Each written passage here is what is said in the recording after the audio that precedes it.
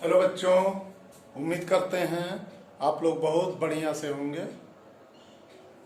आइए देखते हैं ये क्वेश्चन जो बोर्ड पे लिखा हुआ है। क्वेश्चन है, an athlete completes one round of a circular track of diameter 200 metre. Repeat कर दे रहे हैं, an athlete completes one round of a circular track of diameter 200 meter in 40 seconds. What will be distance and the displacement at the end of 2 minutes 20 seconds?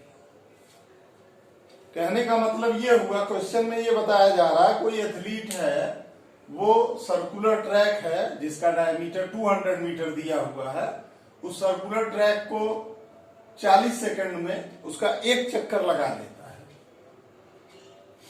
तो आपसे पूछ रहा है what will be distance, यानी वो कितनी distance complete करेगा और कितना डिस्प्लेसमेंट कंप्लीट करेगा। ये टाइम दे दिया 2 मिनट एंड 20 सेकंड। तो यहां पे ये तो क्लियर है, ये डायमीटर, ये सर्कुलर पाथ हो गया, हमने मान लिया। तो सर्कुलर पाथ का डायमीटर 200 मीटर हो गया, तो रेडियस 100 मीटर हो गई। तो ये 200 मीटर 40 सेकंड में ये कंप्लीट कर रहा है। ये डायमीटर, यानी ये जो ट्रैक है इसमें ये डायमीटर जो है 200 मीटर दिया हुआ है। तो 200 मीटर ये 40 सेकंड में तय कर ले रहा है। अब आपसे डिस्टेंस कह रहा है 2 मिनट 20 सेकंड में। तो 2 मिनट 20 सेकंड में आप देखें कि कितना चक्कर ये लगा लेगा। An athlete complete one round of a circular track diameter 200। तो वन राउंड इसका लगा ले रहा है। तो ये तो क्लियर है, time taken in one round. तो time taken in one round आपको मालूम हो गया है 40 सेकंड। टोटल टाइम जिसमें ये पूछ रहा है, तो टोटल टाइम में अगर आप देखें कितने टाइम में आपसे पूछा गया डिस्प्लेसमेंट और डिस्टेंस, तो 2 मिनट एंड 20 सेकंड। तो 2 मिनट यानी 2 इंटू 60, ये सेकंड हो गया, प्लस 20। तो ये 60 दूनी 120 प्लस 20, यानी 140 सेकंड की बात ये कर रहा है। यानी 140 सेकंड में उसका डिस्टेंस कितना होगा ट्रेवल और डिस्प्लेसमेंट। तो हम अगर कैलकुलेट करें कि 140 सेकंड में ये कितना चक्कर लगा लेगा, तो हम आपको बता सकते हैं कि क्या डिस्टेंस होगा और क्या डिस्प्लेसमेंट होगा। तो देखें, रिवॉल्यूशन अगर निकालें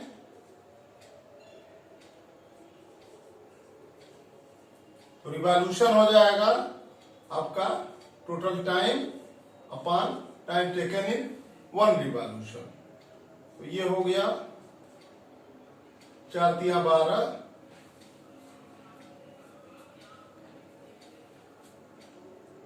फिर दशमलव लगा दिए, 2 बच गया और 4 बचे 20, यानी 3.5 रिवॉल्यूशन, यानी 3.5 चक्कर हो जाएगा 2 मिनट 20 सेकंड में।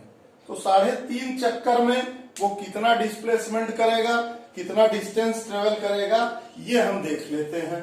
तो 3.5 चक्कर में कितना डिस्टेंस होगा और कितना डिस्प्लेसमेंट होगा, ये हम देखते हैं।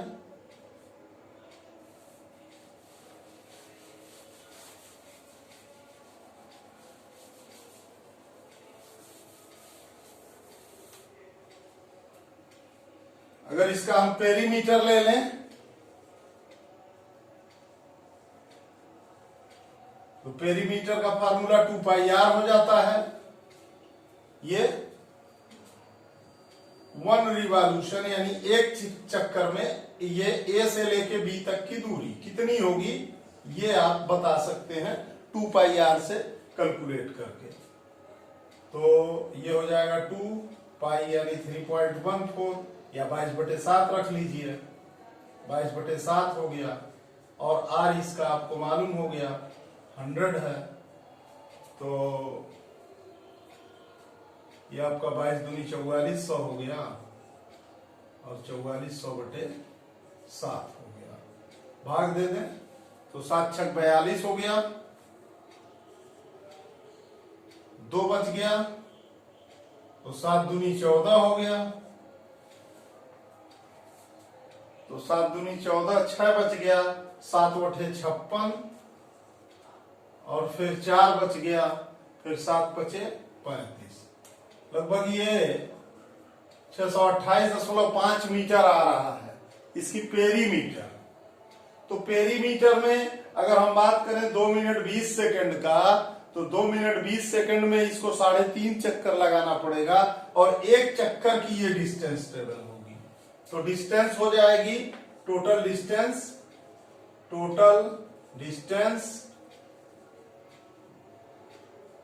तो 3.5 इंटू 628.5 मीटर, ये आपकी डिस्टेंस होगी। डिस्प्लेसमेंट की बात अगर करें तो एक चक्कर में ये यहां से यहां आएगा, दूसरे चक्कर में फिर ये यहां से यहां आ जाएगा, तीसरे चक्कर में फिर ये यहां से यहां आ जाएगा और फिर 3.5 है, तो 3.5 चक्कर में ये यहां से यहां आएगा। यानी कुल मिला के 3.5 पे इनिशियल पोजीशन हो जाएगी ए और फाइनल पोजीशन हो जाएगी बी, और ए और बी के बीच की जो मिनिमम डिस्टेंस होगी वो 200 मीटर हो जाएगी। तो डिस्प्लेसमेंट आप देखेंगे तो डिस्प्लेसमेंट आपका ओनली 200 मीटर होगा, क्योंकि 200 ये डिस्प्लेसमेंट डिपेंड करता है कि ऑब्जेक्ट की इनिशियल पोजीशन क्या है, फाइनल पोजीशन क्या है, न कि ऑब्जेक्ट कितना चक्कर लगाया, कैसे वहां पहुंचा। इन सब से कोई मतलब नहीं होता है, केवल आपको चाहिए इनिशियल स्टेज और फाइनल स्टेज, इन्हीं के बीच का जो डिफरेंस होगा या इन्हीं के बीच का जो मिनिमम डिस्टेंस होगा उसी को आप डिस्प्लेसमेंट कह देते हैं, जैसा कि आपको बताया जाता है या बताया जा चुका है। हमने खुद आपको इस लेसन की स्टार्टिंग में बताया। वीडियो आपको अच्छा लगे तो इसको चैनल सब्सक्राइब कीजिए, लाइक कीजिए, इस पे अपने कमेंट दीजिए और इसी तरीके से हम नए नए वीडियो आपको देते रहेंगे। धन्यवाद, गुड नाइट, शुभ रात्रि।